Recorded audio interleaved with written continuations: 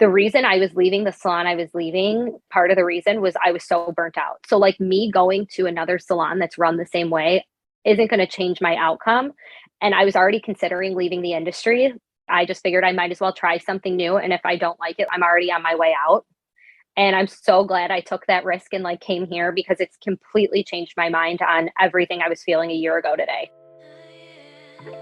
Hello and welcome to the Elevate podcast. I'm your host, Patricia Nowakowski.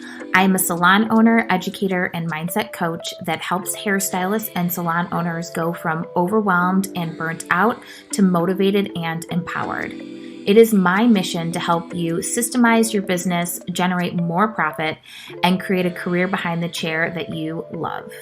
Join us every week to learn about small shifts you can make to elevate your business regarding mindset, marketing, social media, business systems, and so much more.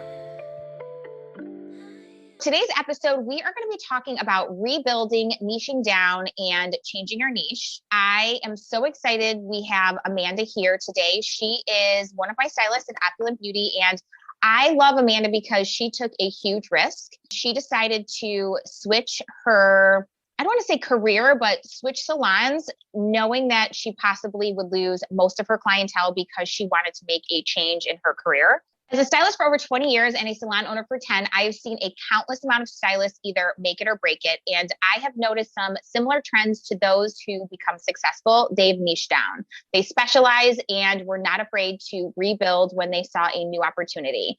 Amanda, do you want to go ahead and give an introduction to yourself and kind of give a little rundown of your experience as a stylist? I'm Amanda. I am a stylist at Opulent Beauty. I have been in the industry for about 8 years, but I've been doing hair for about 5. I think that's something that's like unique about me is that I have worked in every aspect of the salon. So I, did front desk. I did a little bit of management roles. I took inventory. I was an assistant. And then I finally became a hairstylist, which I love. My previous salon, I did everything. It wasn't a salon that like allowed you to specialize. So I did anything that was like thrown my way, which in the long run, I feel like it made me a little bit more well-rounded, but I do enjoy not having to do the things I don't want to do. I made the move to Opulent last August and my career has completely taken like a 180. Like it's where I've always envisioned myself. And I did it in such a short amount of time. Yeah, so I want to go back to your previous experience at the salon that you used to work at, because that was the same thing I did for 10 years. I want you to talk about what your day-to-day looked like, how you felt when you left the salon, and just your overall feeling about being in the industry with that type of work atmosphere.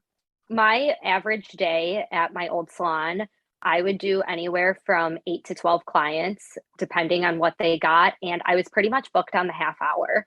Got there at 8 a.m. and all the way till 5 or sometimes even later. I worked 10, 12-hour days and it was every half hour I had something going on, which in the beginning I didn't really mind. I kind of liked it because I was new and I felt like I was excelling in my career. But over time, it was difficult. I felt like it's hard to give your full attention to anything. You're kind of just like busting things out without thinking about it so much. I feel like my work reflected that I was always being rushed. And after a while, it started taking a toll on my body. Every day I left, I was sore. I was crabby. I was just feeling drained. And towards the end of my time there, I was almost considering leaving the industry altogether. I was just starting to feel burnt out. It's hard to put yourself through that 5 days a week, every day. That is one of the reasons why I'm so passionate about the way that we do things inside of my salon, because that happens to so many stylists where they literally get just run to the ground and they get to a point where they just give up. I always talk about this when I'm discussing trying to attract stylists to my students during coaching. And I always say that there is either one, a main pain point that a stylist is feeling that is going to get them started on looking for a new salon, or like you said, that pain point will push them to no longer doing hair anymore. So what was the thing that pushed you over the edge to be like, I'm done. Like, I can't do this anymore? It was honestly a mix of things. It was, I felt I was working so hard and like my money wasn't reflecting how hard I was working. I was thinking about the long-term future. Like it's not like I had like a pension or things like that. And I knew that I felt this way at 25 years old. I could not do this at 50.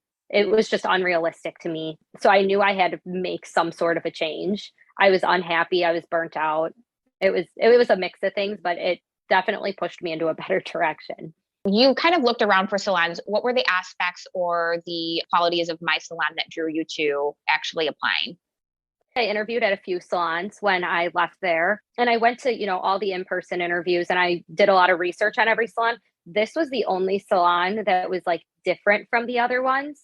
All the other ones were very similar to my last salon. They were just, slightly run different, but not really. It was hard for me in the beginning because this salon and the way things were run were so far out of my comfort zone. And I had a really hard time seeing how it was going to work, like doing the one client at a time, like the no gratuity, like those were things that I relied on my tips at my last salon to make any sort of money. And then doing one person at a time, I felt like I don't know how I'm ever going to, build, or what am I going to do in my downtime? I'm so used to go, go, go. Like, what do you do? But then when I like really sat down and thought about it and I weighed all my pros and cons and stuff, like the reason I was leaving the salon I was leaving, part of the reason was I was so burnt out. So like me going to another salon that's run the same way isn't going to change my outcome. And I was already considering leaving the industry.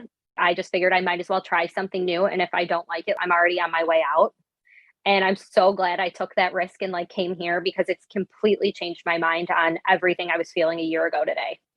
I love that so much. And I think that's one thing that I really love about you. And this is something I always touch base on all of the time, that literally your success and the next level to your career, or even just changing everything in your life, is working through the fear and working through that little voice in your head and that ego that says, oh, that's never going to work for you. Oh, that's stupid. And when you actually take a chance and you try something that is outside of your comfort zone, that's where the magic happens. For sure. We're going to touch base a little bit about niching down, but before we move on to that, I want to ask what your day-to-day looks like now and how your income is now, taking only one client and not taking gratuity, and really just kind of doing everything the opposite way that you were previously. My day-to-day now is the polar opposite of what it was last year at a different salon. So now with taking one client at a time, I have so much time with that person and I have so much time to prepare. So it's like not even just them coming in and like I have to like make on spot decisions. I reach out to them via email ahead of their appointments. I've probably already had a consultation with them. So I already have a game plan going into it. I have all of this time carved out of my day to do the things that I want to do and the things that need to be done. Before, it was so hard because I would see somebody's hair and I know like their goal and what they want, but I didn't have the time for it. So it was like, well, we could do this today and you would have to come back in a couple weeks and we can add the highlights or whatever it is. And they weren't overly satisfied. I wasn't overly satisfied because I knew my potential and what more I could do, as to where here I have all that time to do those things. As far as money goes, I double what I used to do, which, like I said, it was so scary for me in the beginning to switch that way. But with the session pricing, you charge what you feel you're worth, or you charge what you want to charge and what you're comfortable making. In the beginning, I didn't see a way of how it was going to work out, but it surprised me. I also want to touch base because I think there's a lot of fear based around going gratuity free, because so many stylists do rely on tips because they're really not charging appropriately for their services. So essentially they're letting their clients decide their income. So being gratuity free, because I know this is something that we get so many questions about at Distributed Hairdresser and during interviews, what does that look like for you? And how do you feel now about the whole process? In the beginning, it did kind of sting a little bit losing it, just because I was so used to having like all that quick cash on me. But I am like a big numbers person. So I've always tracked my tips, would track my paychecks, and I know what I made last year. And then I track my money now. It is more altogether. It just doesn't feel that way in the time because you're not getting this quick cash. But for me personally, I'm saving money because when I have cash, I spend it. At the end, like it's worked out. Yeah, I know when you actually look at your numbers, it's like instant gratification. So you have that money in that moment And like you Right. said, it's easily spent, it's gone. And then when you actually have a higher rate that you're charging, you can actually see your numbers on your paycheck. And you're right, you can save because you're like, okay, this is what I have, not just money you throw in your pocket. Most of the time people don't even track their tips, so they don't even really know what they're making. The fact that you did that was actually really great because you could make a solid decision that was actually based on facts and not just feelings, because numbers don't lie. Right. So now I want to talk about, because you and I both worked at a salon where we literally had to do every single service that was thrown at us. Perms, kids cuts, Yeah. anything. We had to do everything. And even if we weren't good at it, even if we weren't confident at it, if it was in our schedule, it was something that we were forced to do. So here at the salon now, you actually decided to niche down with extensions. I want you to talk about what that looks like as well. Oh my God, 100%. So I didn't really have any experience with extensions, like very, very little experience with extensions coming in. I only knew tape-ins and I knew I didn't like them. And I mean, they're fine for the right person, but I love transformational hair. I love doing color corrections. I like going from one extreme to another. I love doing people's hair that they don't really like their hair and then they leave and they absolutely love it. So that's when I knew I wanted to at least try extensions. Everybody loves them. People that do them love them. People that wear them love them. You never hear anything bad. My business has completely shifted because before, like you said, I was doing everything that was thrown at me. So kids cuts, I always tried to get out of a perm, but a perm if I had to, random prom hairstyles, just things like that that I didn't really enjoy doing, but I did them anyway. Now my books are filled with things I only enjoy doing. And extensions has shifted my business. One thing it's done for my business is it's really helped me grow because your extension client becomes so loyal to you. It's filled my books. I have my extension client and then they come back in 4 weeks for a mini move up and then they're back in 4 more weeks for a mini move up. And that, so I'm seeing them monthly and it's great. You build relationships with it. I mean, it's good for your paycheck. It's fun. I love it. The one thing that I really love about extensions too is usually extension clients will take anywhere from, depending on their services, most clients will come in and get color and their move up or a mini move up. So with extension clients, you are blocking out large amounts of time for them. So when you're rebuilding, instead of having to have, let's say, 18 clients for the week to generate the revenue that you would to fill your books because people are getting haircuts or a touch up or getting an updo or whatever it is, now you have a solid maybe like 8 to 10. Because they're taking up anywhere from 2 to maybe even 6 hours. So sometimes you only take 1 to 2 clients a day. So you're also spending a lot of time with them, which I think is great because that connection that you create with these people that are sitting in your chair, I think are a little bit deeper because we're also spending so much time with them. And not to mention, you have to be vulnerable. Some of these women that come in, and I think that you can attest to this, some of these women that are coming in, their hair is their pain point. They either have lost their hair. Some women have had cancer. Some women have never had beautiful hair and it's a huge, self-confidence thing that when you put these extensions in, they just feel like a completely different person. What would you say is the most rewarding part of the service when it comes to actually having these women, these beautiful women sitting in your chair?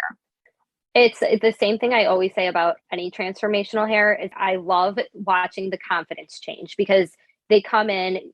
It's almost like sad in the beginning because hair is such a sensitive subject. People are embarrassed about it. They can't help it. They've always had fine hair. They want hair that's beautiful and long and their hair doesn't grow. You can see it in their demeanor that they're almost like self-conscious about it. Even to a hairstylist, it's hard to talk about. And then, you give them the hair that they've always wanted and they leave a whole different person. And then when they come back in 4 weeks, they're even like more confident. The way they walk is different. The way they carry themselves, they're just like a different person. That's what I love about this service so much. It really is so amazing. I want you to think about what was the hardest part. We're going to shift back to rebuilding because I think so many people have so much fear around this. What would you say the hardest part of rebuilding your business was when you switched salons? Because you knew coming to my salon because of the area that you were in and because of the salon that you were coming from, you had an understanding that most of your clients weren't going to follow. What was the hardest thing about knowing that and the hardest thing about working through that? The hardest part for me was definitely like the unknown. When you talk to people, everyone says they're going to follow you and then they're not going to. Like you said, it was like an area thing for me. Like that's a tight knit neighborhood. I knew they were going to stay there and not want to make the commute, which is totally fine. The hardest part for me was just thinking of ways to get people in here and accepting the fact that that way is social media. For me, social media was so uncomfortable. I didn't have to do it at my last salon. And I had an Instagram account, but I strictly posted just hair pictures. I never posted pictures of myself. I never got on my story and talked. You told me 1,000 times, once you start being more active on social media and like whatever. And I didn't want to believe it, but at this point, what do I have to lose? So doing that really did help me build my book. The other thing was leaving my book open. Like I know a lot of people, they wake up and they see, I don't really have any clients. So they just completely block out the whole day. I always left mine open. And if by noon I didn't get anyone, I blocked out 3 hours. And then if, I didn't get anyone, and then at the end of the day, if I had to block out the whole day, I did. But 9 out of 10 times, I got at least one client. And then you, like you said, you spend all this time with them and then you build a relationship with them. And then they are talking to their friends, telling them how great you are. So then their friends come and it's a big referral game. But for me, I think the main point of it was social media for sure. Let's say you want to help somebody and you want to give them some tips to rebuild. What are 3 solid things that they could do using their social media to rebuild their schedule?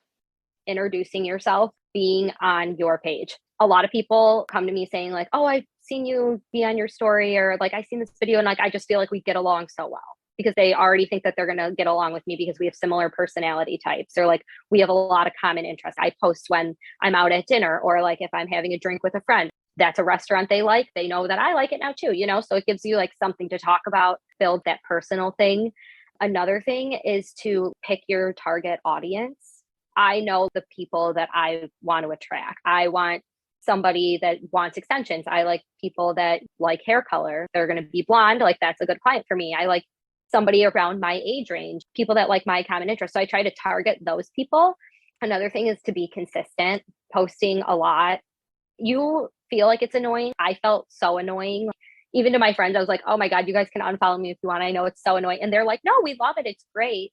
It's just like a self-conscious thing. I felt like I was annoying all of my followers, all of my friends. Nobody really cares what I'm doing all day, but your followers constantly see you and they see like all the fun things you're doing in and out of the salon. It reminds them about you. They could be thinking, oh, I need to get my hair done, but forgot about it. And then they see me and they're like, oh, wait, let me make my appointment. I think that's one of the main fears that I hear from a lot of people, is that they're afraid they're going to annoy people that are following them. The people who are annoyed are going to unfollow you. Right. And that's a good thing. It's a good thing when people unfollow you, because then your friend list is just full of people who want to watch you. And that's what you want, because that's when your engagement goes up. That's when Instagram is like, oh, okay, people want to see her, because the people who are following you are truly engaged. And those are the people who are going to potentially sit in your chair. The people who unfollow you would have never have sat in your chair ever. Right. So we want those people to drop off. It's okay. We are just showing who we are. We're creating a connection, trying to build relationships outside of the salon, because 9 times out of 10, they will lead to them sitting in your chair. Even if it's not now, even if it's not 6 months from now. I mean, I've had people follow me for years and come to me when they felt it was okay to leave their current stylist. So we always want to create those connections. I mean, they're so beneficial. Give 3 to 5 things that you can share about the benefits of specializing in extensions, what that has done for your career. It has done tremendous things for my career. It's helped fill my books. It's completely boosted my paycheck. It's opened my eyes to a more creative side of myself, specializing and having the one client at a time thing. I have so much time to tap into other parts of my brain that I never really have the chance to use when you work any other way. Another thing I really like about specializing is my day is good from the time I get here till the time I leave. I don't come in dreading, oh, I have that whatever at the end of the day. My day is not ruined. Like I love everything I'm doing. It just keeps me in love with my career. And 2, I'm surrounded by other people that are in the same position as me. They love what they're doing. They're only doing things they like. They have the time and stuff. So it's like we all thrive together. There's nobody that's crabby and cranky because they're doing things that they hate and that they're feeling burnt out. Like the environment of the salon is a completely different environment than anywhere I've ever worked. That's one thing that I really strive for. So I'm glad that you are acknowledging that is like our culture and the environment that we're in every day, because so many people spend more time at work than they do with their own families, sometimes even at home. And you should love the people you work with. You should love the environment and everything going on. I mean, it really is impactful. It makes a huge difference on your career. What are some last words and some last forms of advice that you have for anyone who is in a bad position? They're thinking about quitting the industry. They want to make a change, but they're so terrified. What's some advice that you would like to give? If you're already going to leave the industry, you might as well try it. If you're already on your last leg, you know you love doing hair, you know you like being creative, you have that side of you, you're burnt out. Trying something that's different turns out to be good. Like we talked about earlier too, like stepping out of your comfort zone. I know it's so hard and it's easier said than done, but that's when you grow. You're not going to grow in your little comfort circle. There's no room there. Make the change. I love that. I would definitely say if you are thinking about or wanting to try something new, it really is just getting over that little hurdle of fear. You just have to do the work. If you are going to change salons, just prepare and mentally prepare to have to show up on social media, have a plan with that, really kind of nail down your personal brand and figure out what you want to specialize in and what you want to niche down in. Those are all the things that are going to make you successful. I remember, I don't know if you remember, but like when I first started, I had such a hard time deciding what I wanted to specialize in. Because at that point, I almost hated everything because I was so burnt out. So when you were like, well, what do you want to specialize in? I was like, I mean, I don't know. I do everything because like I didn't know what else to say. Changing your mindset. I think you almost need time to like decompress everything and like forget all of the bad things that have happened to you in your career. And it's a whole new world. I agree with that. You have to come back to really just loving things again, because I could see that at that point, you just hate everything. Well, thank you so much for being here today. I'm so excited about this episode because I really do think it will be so beneficial for so many people. I think that so many people were and are in the position that you were at one time. And I think that if you are looking for a new salon, definitely find a salon that is affiliated with Destroy the Hairdresser, because these are all the concepts and all of the things that I do inside of my salon and truly transformed my culture, my business, and have transformed the way that my stylists look at the industry, brings their passion back and really helps them thrive.